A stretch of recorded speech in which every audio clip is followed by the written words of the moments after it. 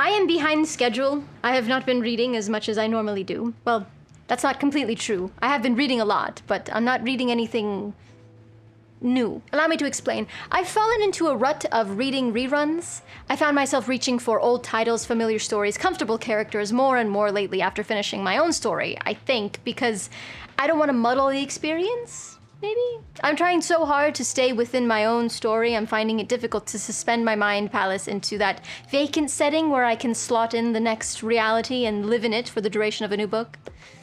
Let me know if that makes sense to anyone. What I'm trying to say is I've been distracted by my own project, and it feels as though I've been neglecting the channel in the name of creating something I could be relatively proud of. With that said, we only have a few titles to go over today, so let's roll that intro.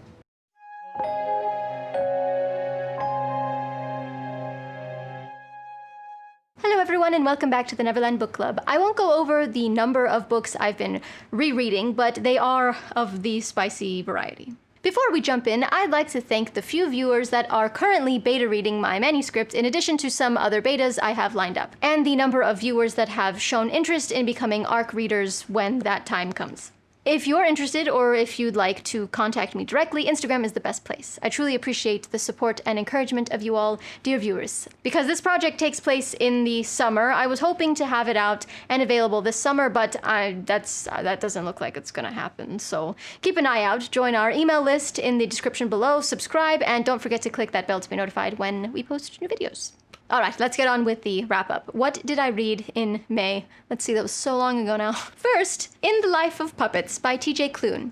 After reading House in the Cerulean Sea, which I absolutely adored, and Under the Whispering Door, which I enjoyed, but not as much as the first, I had higher expectations for this title going in. In the Life of Puppets is a Pinocchio retelling with a twist, set in a post-apocalyptic future where robots have fully taken over Earth. There are no humans left except for our main protagonist, who also happens to be an inventor. There are wacky side characters, a father figure that's supposed to emanate Geppetto, along with a number of characters that parallel the original Pinocchio story. We even venture into the belly of a whale at some point. When our MC comes across a mysterious robot in the junkyard and proceeds to repair it, he slowly finds himself hot for robot. Being the one and only human on Earth, I imagine it would be lonely in that regard. The inciting incident requires our band of characters venture out of their comfort zone and into a montage of adventures. Now, this book was fun, but I wouldn't say it was structured well. There's character development, somewhat, but there's no real change. The beginning and end of the story, we are exactly where we left off, with the same characters, the same setting, the same situation, really. So by the end of the book, I didn't entirely see the point. If you have a different takeaway, please share them in the comments, because I would love to have enjoyed this book more than I did. It was still written well. I love the characters themselves. Klune has a wonderful way of creating adorable characters you can't help but miss when you put the book down, so 3 stars. Next, we have The Inheritance Game by Jennifer Lynn Barnes. I don't know why I thought this was anything other than YA. I thought it was gonna be like violent and different. That's not to say it was bad, not at all. It was just wasn't what I was expecting. Because I still haven't learned my lesson. I still refuse to read book blurbs or do much research on a book before I start reading. I just say, oh, this looks interesting. I've seen it on social media. Which would probably save me a ton of time in finding what I might or might not like. Anyway, The Inheritance Game was still fun overall. I had some gripes, but it was suspenseful-ish, captivating-ish, enthralling-ish, and quite the page-turner. Ish.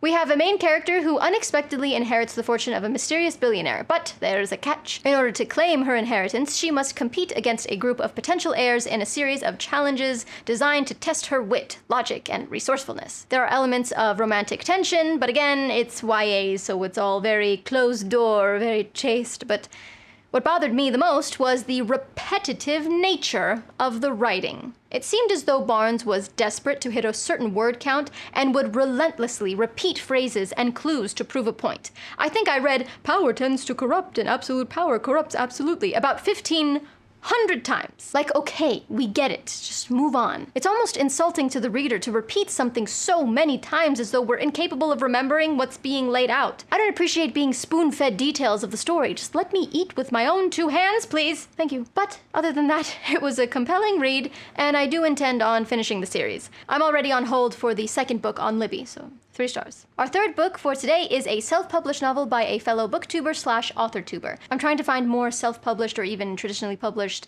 books by YouTube authors to support, so please comment below if you have a favorite or if you have a book of your own. I want to read it. Please. 100 Days of Sunlight by Abby Emmons. Now, if you've ever looked up any kind of how-to writing advice here on YouTube, you've probably come across Abby Emmons. Her debut novel, 100 Days of Sunlight, is heartwarming, uplifting, and captures the essence of resilience and the power of human connection through 2 flawed characters.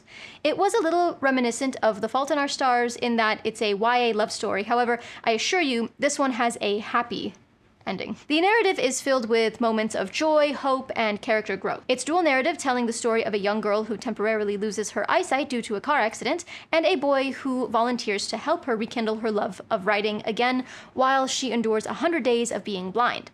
The story is a poignant exploration of first love, the development of friendships, and self-discovery. In one word, it was delightful. Abby just announced a new book she has coming out in September of this year, so I will be pre-ordering that as well. I even requested to be an ARC reader on her site, so I hope I get that. No, I didn't hear back yet. It is a more YA read, and there's no misery, which you all know I love, so it's not my preferred genre, but it was enjoyable nonetheless, so 3.5 stars. Okay, and last on our very short list, we have Age of Vice by Deepti Kapoor. This is a captivating novel that plunges readers into the dark and intricate world of contemporary India. Although it took me a minute to get into the right headspace for the story's unique atmosphere, once I was immersed, I was fully immersed. Set against the backdrop of crime, corruption, and passion, the narrative follows 3 characters whose lives intersect within a ruthless crime dynasty. From the impoverished servant to the heir of the dynasty, and a journalist entangled in a conflicting relationship with the heir, making it difficult for her to do her job in uncovering the truth behind the powerful family. Their intertwining paths create a web of suspense and intrigue. This book was a culture shock and an eye-opening experience that emphasizes the importance of reading stories from around the world by authors around the world. After I got into the flow of the story, I could not put this down. Kapoor's characters are deeply nuanced, grappling with their own morality and humanity as they navigate a world rife with challenges. The backdrop of India also elevates the storytelling through the culture and conflicts of the time, without sugarcoating the harsh realities of the landscape. Kapoor doesn't shy away from the brutality and injustices that real people live with every day, while also focusing on the beauty and resilience of the characters and their experiences. I recommend this to those who love literary thrillers, family sagas, and forbidden romances. 4.5 stars. It was really good. Okay, those are all the titles I have to share with you today, dear viewers, and I know it's not a lot, but I have read more in June. I read a lot more in June. I read like 11 in June, so we'll get to that.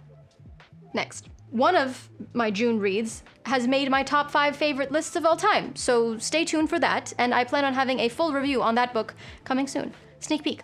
Again, just to reiterate, if you are interested in becoming a future beta or ARC reader, please join our email list, and if you'd like to contact me directly, the best way to do that is through Instagram, because I'm always scrolling. All of those are linked below. You know how it works. Today's shout out goes to Papi Morial? Moriale?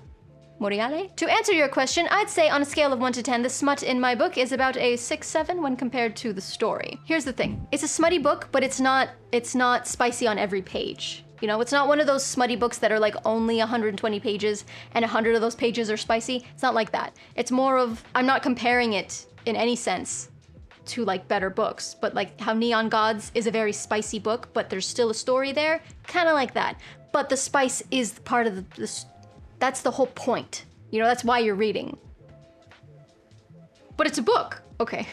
The smut was the main drive for writing the novel, but I'd feel like a liar if I said, oh, it's a 10, you know, because I didn't explore all of the possibilities, all of the positions I wanted for these limited to 2 characters, but I do already have notes and brainstorming sessions for future smut books that will explore more tropes and complexities, so stay tuned for all of that.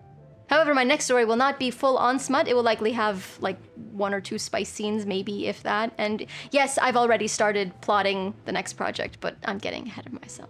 All right, I'm off to go continuously refresh my email inbox to see if my beta readers have gotten back to me yet. Stay lost, keep reading, keep writing. Goodbye.